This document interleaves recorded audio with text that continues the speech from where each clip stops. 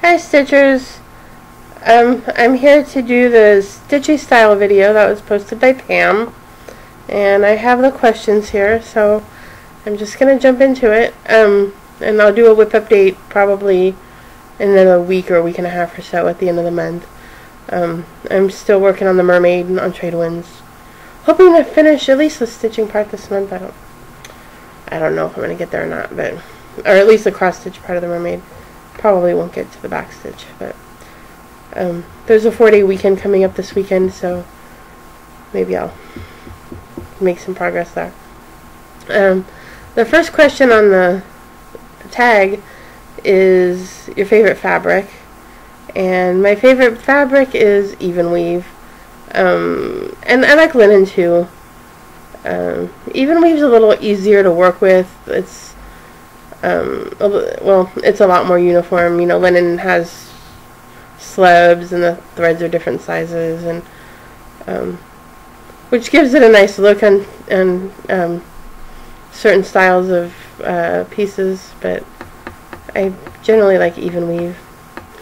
Aida, I'm kind of over Aida. I have some whips, old whips that are on it, and if I have a whip that's on it, I'll finish it, but it's very unusual for me to start anything on Aida these days. I have one kit that I might do on the Aida that it came with, but because of the color of the Aida, but if I can find a even weave in that similar color, I might switch it. Hoop or frame, I mostly stitch in hand actually. I usually don't use either one. I just hold my fabric in my hand and I stitch like that. If I'm working on certain types of pieces, I have something it's like a fake Q-snap. It's a quilting frame, and I use it like a Q-snap. It works. On certain types of pieces I'll use that, but most of the time I just stitch in hand. Do you use a stand or just hold your frame? When I use my fake Q-snaps, I just hold them. I don't have a stand. Sometimes I think it would be interesting to get one, but my issue with it is, I guess my issue with it is I like to stitch like here. I like to hold my work here. I don't like it to be down here, and I don't like it to be out here. I like it to be here, and I guess I just have a fear that I'm not going to be able to get it, get it as close as I want, because if I'm holding it in my hand, I can put it right here, and if it's on a stand, it's, I don't know how that would work out. So that's probably my biggest issue with the idea of using a stand. What's your favorite time to stitch? I actually like to stitch like in the afternoon, like sort of after lunch, because like on a weekend, like after church, on a weekend after lunch, because I think about it's kind of a romantic vision in my brain. It's 1 o'clock and I have until 10 o'clock tonight, and I'm going to make all this progress, and I just got this long stretch of time to stitch. And in reality, out of those, say, 9 hours between 1 o'clock and 10 o'clock, I probably stitch for about 3 of them. But most of the time I stitch in the evening, like between 6 and 10 maybe, or 7 and 10. Do you use a printed paper copy of your chart or a digital copy? I'm still using paper. And a lot of that has to do with that all of my whips are old whips. Most of them are at least 5 years old. Several of them are 10 years old or older. So I still use a lot of paper copies. In the event that I ever get around to stitching on Hades, I'm probably going to give this digital thing a try at some point, but I haven't gotten there yet. Are you a floss licker? Yes. Yes, yes, yes. Do you hoard or buy supplies as needed? Well, this year, if you've been following my videos, I'm doing a stash diet, so I'm not buying anything this year. But in general, I kind of hoard charts, and Pam, the term is collector. Not hoarding. We collect. We don't hoard. But I collect charts, but supplies, fabric, and threads, I generally buy those because I have a purpose for them. I intend to use them for something. I don't collect silks. I don't collect threads just for the sake of collecting them. If I buy it, I intend to use it for something. Sometimes I use changes. Sometimes I don't use it for what I intended it for. But what's your favorite floss? Probably DMC. I'm not really that particular about flosses. I did a project at the end of the last year with NPI silks, and those were really nice. They're very soft, and they feel nice. I'm not that picky about flosses. I like Gentle Arts. I'm not that picky, or that. Yeah. Are you a cereal starter, or do you have a whip at a time? I am a recovering cereal starter. I was a cereal starter for many, many years. And then in the last 2 or 3 years, I've been trying to limit my starts and go back and finish all of those projects that I serial started, back in the 2000s and in the late 90s. So at heart, I am a serial starter, but I've been making an effort to curtail that and finish some of these old projects. And it's fun to start things. I like to start things, but it's also fun to finish things. Sometimes the middle's not very fun, but it's fun to finish. Do you have more FFOs or UFOs? Well, if you're talking about FFOs, like in terms of fully finished, like framed or otherwise finished into something, I have more UFOs. But I've finished many projects. A lot of them have been given as gifts. I have a box of them in my cabinet that have not been fully finished into something because it's expensive, and frankly I can't sew very well, so and UFOs, I guess it depends how you define UFO, because I personally define it as something that you don't intend to finish. You started it and you don't like it, or you messed it up, or for whatever reason you're no longer interested in finishing it. You don't intend to work on it anymore. It's over. You're done with it. It's never to be seen or heard from again. Some people define their UFOs as anything that they haven't stitched on in a while. If I intend to finish it, I still consider it a whip, and I have a lot of those. Do you watch TV while stitching? Yes. I watch TV. I watch Floss Tube. Sometimes I watch YouTube. Sometimes I listen to music. I used to have a lot of stuff on DVR, and I would clean out my DVR. I don't do that so much anymore. A lot of the shows that I used to DVR aren't on anymore. But yeah, I usually have some sort of background noise going. Let's see, I lost my place here. Do you mostly stitch alone, or do you ever get together with someone to stitch? I mostly stitch by myself, and frankly it's more productive that way. If I get together with somebody to stitch, we end up talking, and I don't really get very much accomplished. Stitching by myself is much more productive. Do Do you like to experiment and alter things with your charts, or do you stitch them as written?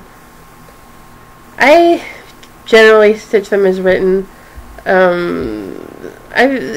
altered a few things on some charts, changed the wording, or changed minor things, but I don't drastically alter my charts. There's a lot of conversions, especially for like Mirabilia and Passionate Ricamo. People change the color schemes and change the skin colors and hair colors and dress colors, and some of them are beautiful. I love some of them, but I haven't really gotten into that very much. Do you bobbinate floss or not? Mostly not. I hate bobbining. I hate winding thread on bobbins. I don't like the way that the bobbin kinks up the thread. I just don't like it.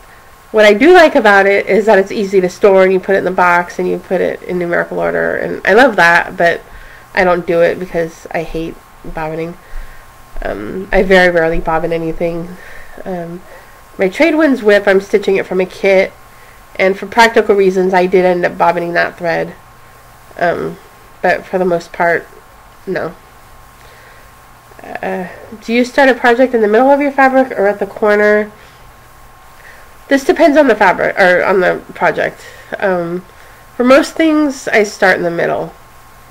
And especially if the project's not square, or not, doesn't have square corners like a Mirabilia, I'll start in the middle and I'll work out, up or down. If it's something like a Hade that has a square corner, I will sometimes start in the upper left corner. I came to regret doing that on Legends of the Dragons because I started in the wrong place, and I'm going to end up having to restart that. If I had started in the center, I probably would have been okay on that project. So I generally start in the center. Do you have a whip rotation? Yes. And it's not, I have a soapbox about this, and I'll kind of spare you, but it's not a strict, I'm going to work on this at this time, and this on this time, and this on this time. It's more of a general, I have a project at work and 1 or 2 projects at home, and I switch between the 3 projects at will, but I don't have a strict, I don't have a strict schedule of when I'm going to stitch at. I just limit the number of projects I work on at one time because, like Pam was saying in her video, I like to see progress, and I feel like if I'm working on 35 different projects, I'm not really making any progress on any of them. I would rather spend 100 hours and make a lot of progress on one project than spend 3 hours on 30 projects. So I keep I limit myself to 3 whips at a time that I'm actively stitching on. Where are we? We are on number 17. Do you use a timekeeper to track how long it takes you to complete a project? No. I tried that once. Back in the day, in like 2000, 2001, when I first got involved in the online stitching community, it was really, really popular to do a 10-hour rotation.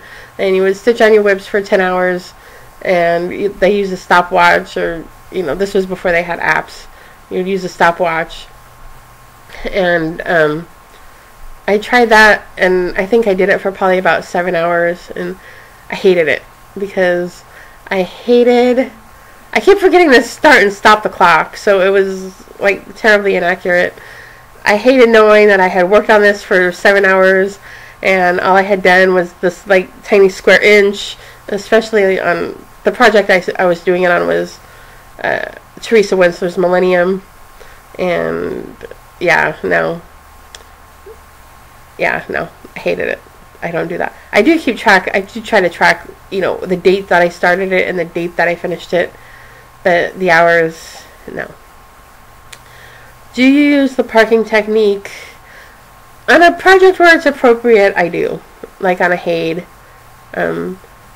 I've discovered it for Teresa Wentzler projects. I used it on the Storyteller a few years ago when I had started trying to make some progress on that. It's very, very useful. Like, I would probably never finish this Teresa Wentzler project without it. I was avoiding them because the confetti, especially in the Storyteller, the confetti is so painful, and the parking really makes it better. It helps a lot. Makes it a lot less painful. And those are the projects where I use the Q-Snap, is if I intend to park and I know I'm going to have a lot of colors. I'll use the Q-Snap to help me be able to keep the colors corralled and keep the thread out of the way and keep it from getting tangled. You need the tension to be able to do that. Trying to do it in hand with 15 different colors, it doesn't work very well. Do you keep your ords? No. If it's long enough to stitch with, still, I'll keep it. And I store my whips in Ziploc bags. And I usually end up with this little ball of scraps that are in there. And if it's long enough to stitch with, it gets added to that ball. And if I need it, I'll pick it back up or pick it back out. But if it's too short to stitch with, I throw it away. I don't keep them. Do you like to have a snack or drink while stitching? Yes. Especially something to drink. I usually have a glass of iced tea or a glass of soda or something, coffee, something. Food, I try to be careful with food. If it's something that's not messy, it's not going to get on my fingers. I'm not going to get it on my fabric. Sometimes I'll have a snack. Usually if I'm going to eat, I'll put my stitching down, I'll eat, I'll wash my hands, and I'll go back to my stitching. I don't try to tempt fate into spilling something on my stitching. So that's the end of the tag, and that's it for the video. So I will see you guys next week, and thank you, Pam, for the tag. And that was kind of fun. I watched Garrett's and I watched Pam's, and it's fun to learn these things about each other. I know a lot of these questions have been used in the past, but we're always getting new people on Floss too. We're always getting new people who are coming across these videos, and it's fun to get to know each other and remind each other about our likes and dislikes and what we do and don't do. So I will see you guys next time. Bye.